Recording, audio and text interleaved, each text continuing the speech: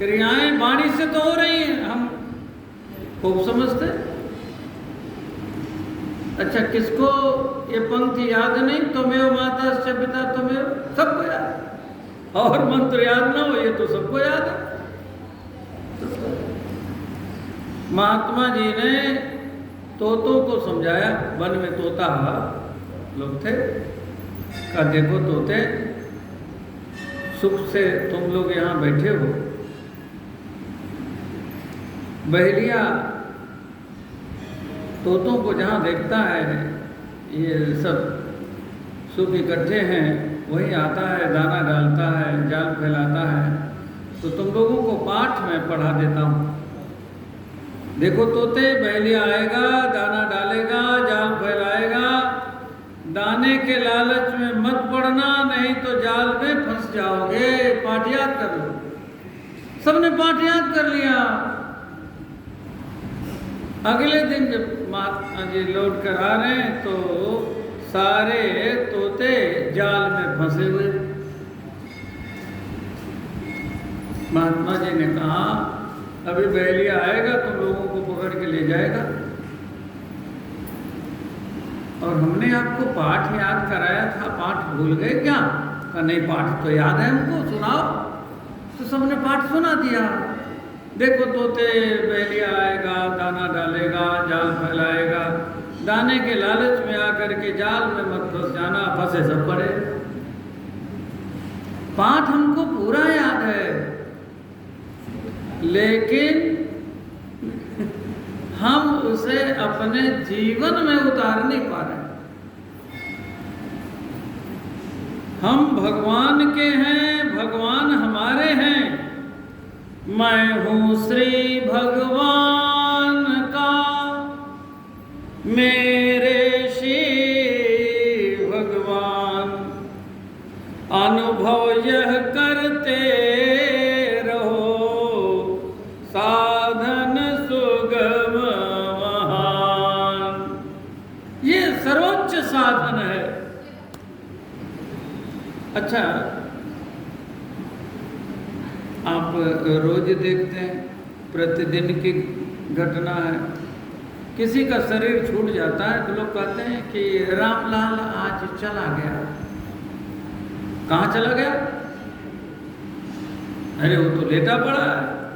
नहीं नहीं, ये शरीर है उसका, ये रामलाल नहीं। फिर रामलाल कौन का? जो इसके अंदर था, वो चला गया। वो क्यों चला गया जी? कहाँ चला गया जी?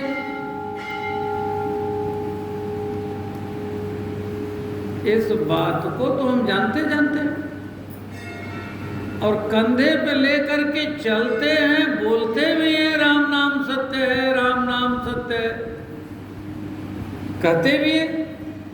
तो तोते की तरह पाठ याद है कि नहीं सबको? बोलिए। हम अपने आप को शरीर मान बैठे हैं, शरीर मान बैठे हैं, जबकि हम शरीर नहीं हैं। हम कौन हैं? हम हैं आत्मा, जिसको कहते हैं जीवात्मा। भगवान ने स्वयं कहा है श्रीमद् भागवत में, मूर्ख वो है जो अपने को शरीर मान बैठा है। मूर्खो देहाद्यहम बुद्धि, ये भगवान की बात है। ये नहीं कहा कि कालिदास मूर्ख है जिस डाली पर बैठा है। कालिदास की कथा तो आप लोगों ने सुनी। विद्युत्तमा बड़ी विदुषी महिला थी, और हर महिला सोचती है कि हमको पति मिले, हमसे तो कम से कम श्रेष्ठ हो, हमसे सुंदर हो, हमसे बलवान हो, हमसे धनवान हो, हमसे गुणवान हो, हमसे विद्वान हो। तो ब्राह्मणी विदुषी महिला, उसने भी प्रण किया है मैं उसी से विवाह करूंगी जो मुझसे बड़ा विद्वान होगा। और इसके लिए शास्त्रार्थ करने के लिए जो आवे और शास्त्रार्थ में पराजित हो जावे, बड़े बड़े पराजित हो गए। तो सब लोगों ने मिल करके षड्यंत्र किया, इसने सबको पराजित किया, सबको नीचा दिखा दिया। अब इसका विवाह ऐसे मूर्ख से कराएंगे, इसकी सारी अकड़ ढीली हो जाएगी। षड्यंत्र किया। तो मूर्ख ढूंढने चले, उनको एक मूर्ख ब्राह्मण मिल गया। वो लकड़ी काटने के लिए उसको भेजा गया था, अग्निहोत्र के लिए लकड़ी ले आओ। तो लकड़ी काटने के लिए डाली पर बैठा, तो जिस सूखी डाली को काट रहा था उसी पे बैठा था। लोगों ने सोचा भी इससे बड़ा मूर्ख तो मिलने वाला नहीं।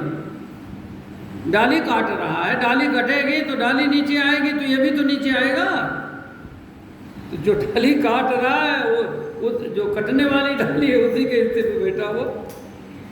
तो लोगों ने उतारा उसको खूब समझाया बुझाया और कहा कि हम आपका विवाह करवाएंगे, हाँ, और बहुत विदुषी महिला से विवाह हम आपका करवाएंगे, लेकिन हमारी बात आपको माननी पड़ेगी। क्या? कहा आपको मौन रहना पड़ेगा, कुछ बोलना नहीं पड़ेगा। जो उचित होगा अपने से उत्तर देना, हम लोग शास्त्रार्थ करेंगे। जिनको बढ़िया वस्त्र इत्यादि पहना करके बैठाया गया, कहा ये अवस्था में तो छोटे हैं लेकिन हम सबके गुरुजी लगते हैं, इस समय इनका मौन व्रत का अनुष्ठान है, बोल सकते नहीं, तो फिर शास्त्रार्थ होगा कैसे? ये जो कहेंगे उसे हम समझाएंगे आपको। और ये इतने बड़े विद्वान हैं, अपने से तो कुछ पूछेंगे नहीं, आप पूछे उसका उत्तर देंगे। तो विद्योत्तमा भी बहुत थक चुकी थी शास्त्रार्थ कर करके, कोई मिला नहीं। ये रूप रंग से तो बड़े सुंदर बड़े अच्छे थे, बस मंद बुद्धि थे। अब मौन है तो कैसे पता लगे कि मंद बुद्धि? और षड्यंत्र है लोगों का, लोग कह रहे हैं कि ये मौन व्रत रखे हुए। विद्योत्तमा ने कहा मैं 2 प्रश्न करूंगा, 2 प्रश्नों का उत्तर मिल गया तो मैं इनसे विवाह कर लूँ। ठीक है, पूछिए। तो एक उंगली उठाई, मौन शास्त्रार्थ हो रहा, विद्योत्तमा भी मौन, एक उंगली उठाई, उत्तर चाहिए। तो इस मूर्ख ने सोचा कि ये कह रही है कि मैं तुम्हारी एक आंख फोड़ दूंगी, तो इसने 2 उंगली उठाई कि एक फोड़ेगी तो मैं तेरी दोनों फोड़ दूंगा। अब इसने 2 उंगली उठाई व्यक्ति ने, तो अब इस पर शरारत हुआ। क्या कहना चाहते हैं? पहले आप बताओ, आप क्या कहना चाहते हो? तो विद्योत्तमा ने कहा ईश्वर एक है, भगवान एक है, राम जी का अंक 1 है। तो विद्वानों ने शास्त्रार्थ किया, तो गुरु जी बताना चाहते हैं स एकधा द्विधा भवति, वो 1 2 बनता है, सीता राम बनता है, राधा माधव बनता है, पुरुष और प्रकृति 2 है तब सृष्टि होती।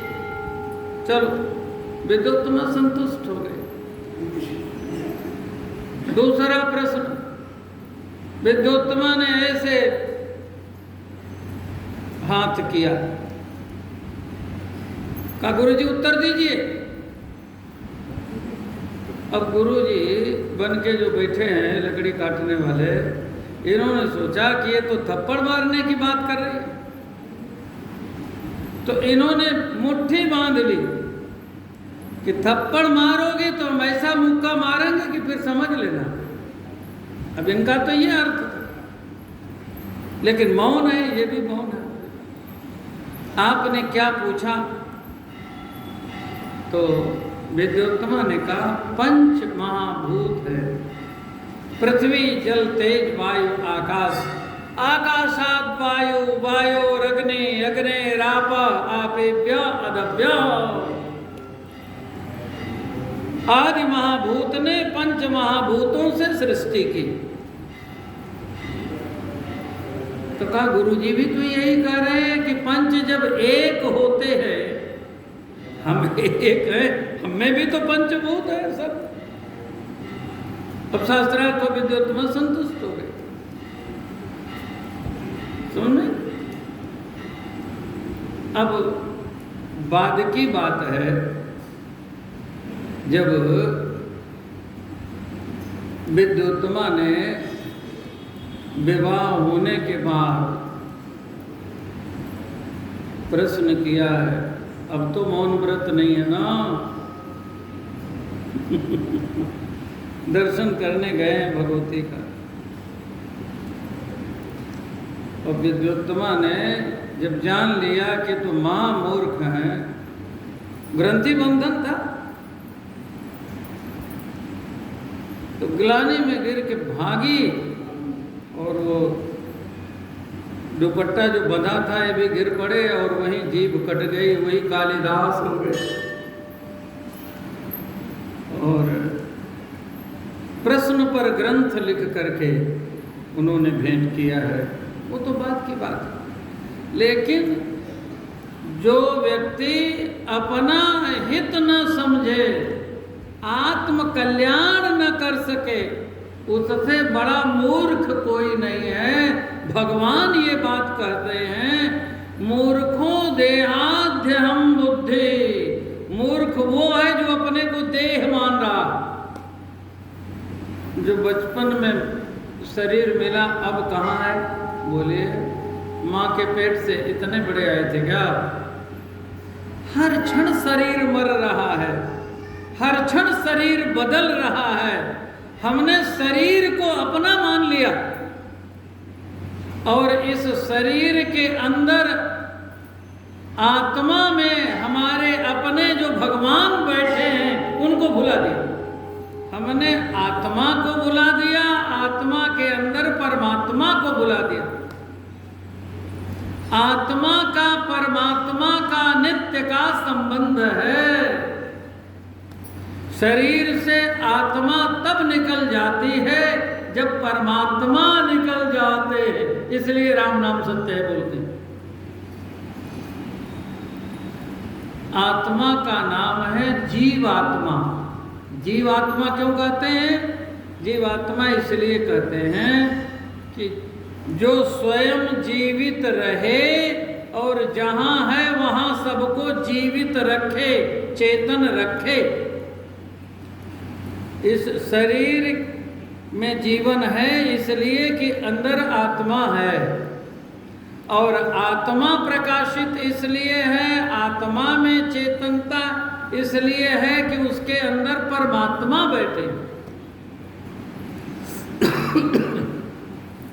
जो स्वयं प्रकाशित रहे और प्रकाशित सबको करे। कमरे में प्रकाश है, बल्ब जल रहा है, दीपक जल रहा है, तो स्वयं भी दीपक प्रकाशित है, बल्ब प्रकाशित है, कमरे की हर वस्तु प्रकाशित है।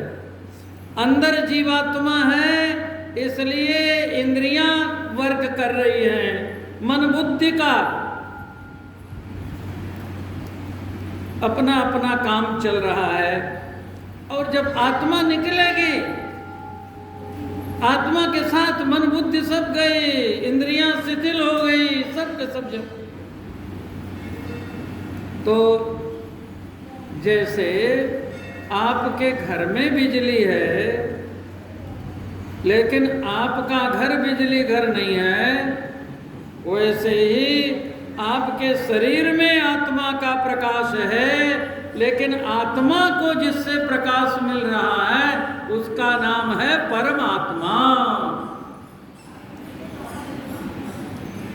जगत प्रकाश प्रकाशक रामो, माया धीस ज्ञान गुण धाम, सब कर परम प्रकाश